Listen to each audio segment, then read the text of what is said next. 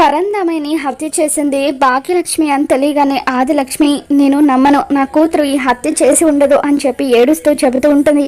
ఇక అప్పుడు భాగ్యలక్ష్మి ఈ పోలీస్ వాళ్ళు చెప్పింది నిజమేనమ్మా, నాన్నని హత్య చేసింది నేనే అని చెప్పి అంటూ ఉంటే అప్పుడు జేడీ కానిస్టేబుల్తో భాగ్యలక్ష్మిని అరెస్ట్ చేసి సెల్లో పెట్టమని చెబుతాడు.